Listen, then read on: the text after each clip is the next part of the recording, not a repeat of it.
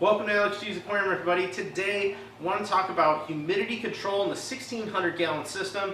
It's been a little over a year since I visited this topic the first time, talking about the measures that I put in place for this massive system. And I think it's important to come back and revisit this topic. The tanks have been up and running now through a good chunk of a summer and also through a full winter. And I wanted to talk about what worked, what didn't work, some unexpected things that came up, and overall my methodology behind controlling humidity for a large tank like this. And I really want to stress to everybody out there that humidity control for your aquarium and your home is highly dependent on where you live in the world.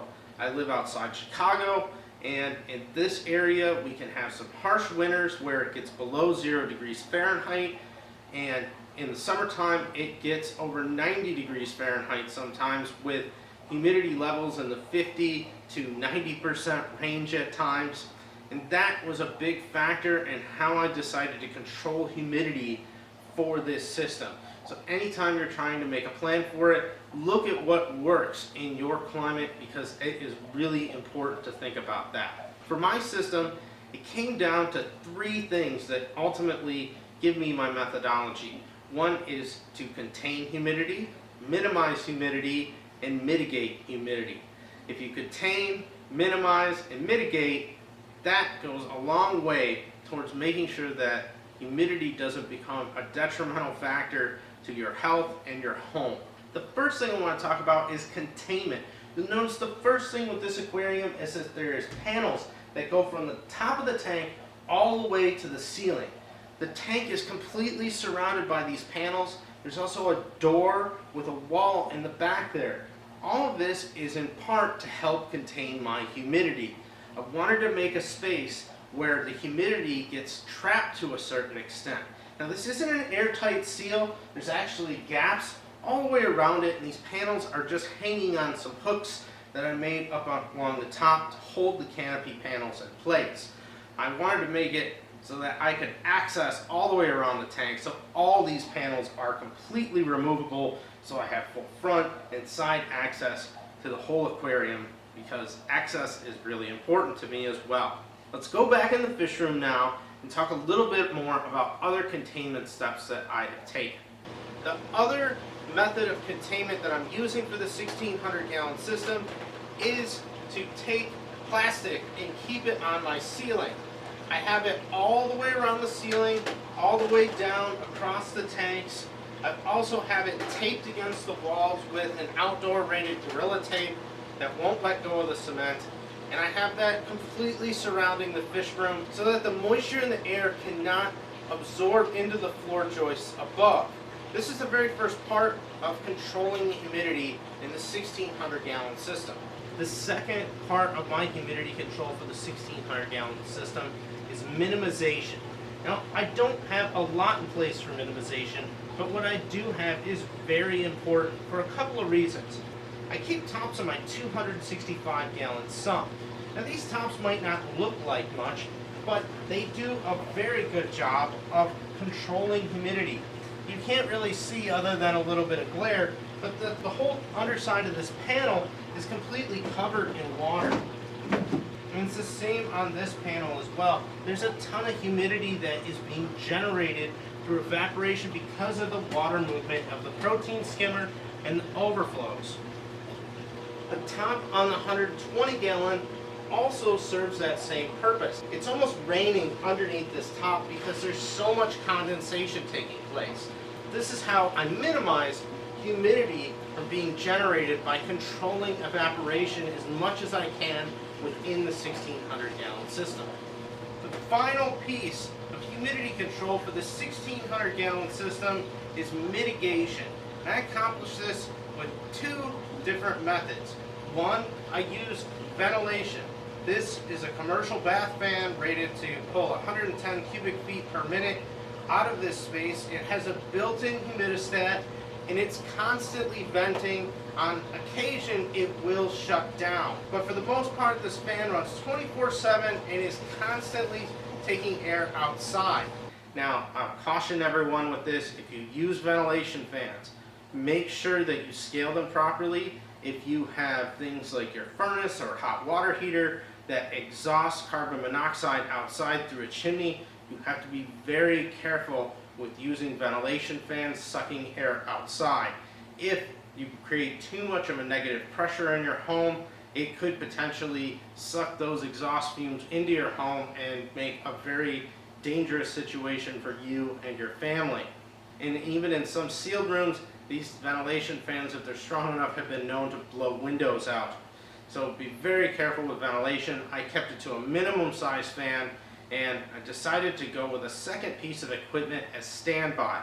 Originally, when I put all my humidity mitigation systems in, I did not have a dehumidifier in use, but I did ultimately end up getting one. Let's take a look. This is a dehumidifier for the 1600 gallon system. Please excuse the blue painter's tape. I do keep plastic on this unit though to force air into it for a very specific place. You'll notice I have a dryer vent hooked up to it. This has some filter floss behind it, but it's pulling air directly out of the fish room and through this dehumidifier before it goes out into the main basement area. And this is a very critical piece of equipment that helps me control the humidity level for the 1600 gallon system. I don't have to drain this tank manually, except every now and then, because it has a hose that runs to my sump pit. I just make sure that it's draining. It will shut itself off if it gets the tank too full, but for the most part it works great. It's an older dehumidifier. Eventually I will replace it with something a little more energy efficient, but for now it's doing a great job, and it is a necessary piece of equipment to control my humidity. Now that I've showed everybody how the humidity is contained for the 1600 gallon system, I'm sure you're asking, what are the actual humidity levels in the 1600 gallon system, fish room versus the rest of the basement and my home? Well, I do measure my humidity using a couple of humidity monitors. Now these are Accurite humidity and temperature monitors. They're very sensitive, so as soon as I pick this up, it's going to start to change. I'll try to zoom it in. This one's got a bit of a screen that's not easy to read unless you're at an angle. But the humidity has been in the 40% range. It just went up to 48%. It was at 49 a few minutes ago when I was making another shot here. But you can see that the humidity in the last 24 hours has ranged between 41 and 49%. And the temperature in the main basement area has stayed between 68 and 70 degrees. Now I keep my humidifier for the home set at 50%. It's a pretty comfortable for humidity for me and my wife. I might start to turn it down a little bit more as I get into summer. Now you might be asking, with a humidity monitor like this, well, what's the difference in humidity between the main part of the basement and the fish room, and why does it matter? Well, when I look at the humidity levels in the rest of my home compared to the fish room, that lets me know if my mitigation system is working properly. Now the current humidity level in the fish room is 53%. In the last 24 hours it got up to 70%, and I will state that the humidity does get rather high in there at night, mainly because the fans from the lights aren't running. I might put another fan in there to kind of circulate air, but usually at night, if it's only for a few hours, I don't worry about the humidity getting up to that level. 80% is the danger zone where it becomes ideal for mold to grow. 70% for a few hours a day isn't that big of a deal as far as I'm concerned for the fish room area. The important thing to remember is that the humidity in the main basement is staying in the 40% range, where it had a low of 41% in the last 24 hours. This is where it becomes important to understand that this system is working. The house in the wintertime gets down to about 35% humidity, and it will be a lot higher in the fish room. Reason being is because of the exhaust fan and the dehumidifier in part. Humidity and moisture in the air balance themselves typically. And if the humidity level is really high in this space and there was no mitigation, it's going to start to spread out through the house, soak up into the wood, the furniture, everything like a giant sponge, until it can't hold anymore. With the ventilation and the dehumidifier in place, what's happening is I create a slight negative pressure inside the fish room. While it might not seem like much, there's 110 cubic feet of air getting blown outside. And I'm not sure how much air the dehumidifier is moving, but it's sucking air out as well. Both of those in conjunction create a negative pressure where all these little openings and cracks are allowing air movement to flow into the aquarium area, which one helps to ensure that there's just good airflow in there and good oxygen exchange. The other is it helps to keep that humidity contained in that space and either mitigated outside, or it goes through the dehumidifier, which will make the air 25% or less humidity, as I've measured it once before.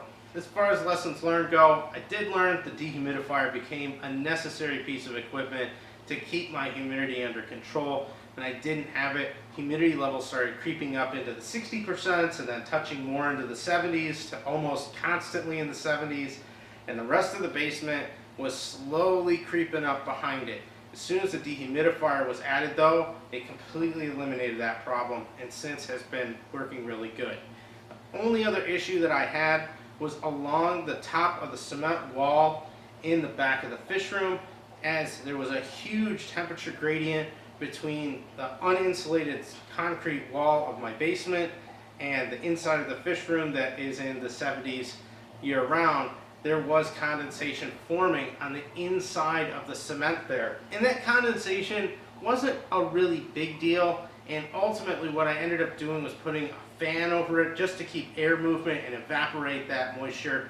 And the one time that I didn't, I kind of let it go for a bit, a little bit of mold did start to grow there. I immediately bleached that whole area down. It's just in one corner, and at that point the fan constantly stayed on there, especially when it was going to get below 20 degrees Fahrenheit, and that's when I would start to see that problem. So it was just a couple months out of the year that I saw that initially happen. That's the humidity control system for the 1600 gallon system though. I hope everybody enjoyed this video. If you did, go ahead, give me a thumbs up, let me know that you like the content. I know this is a long video, but I really wanted to talk about this very important topic when you keep large aquariums and, as I said, even smaller aquariums sometimes. If you have comments or questions on humidity control for aquariums, please leave them down below. Let me know if you have anything that has worked for you, ideas, successes, failures, or if there's something that you'd like to know more in depth about what I'm doing for the 1600 gallon system. Please leave those questions down below. And if you want to see more on the journey of the 1600 gallon system, go ahead, hit that subscribe button. Don't forget to hit that bell notification. I've been putting out 2 videos a week, and I really want to share the journey of the 1600 gallon system with everybody, both ups and downs. Thanks again for watching, everybody, and I'll see you on the next video.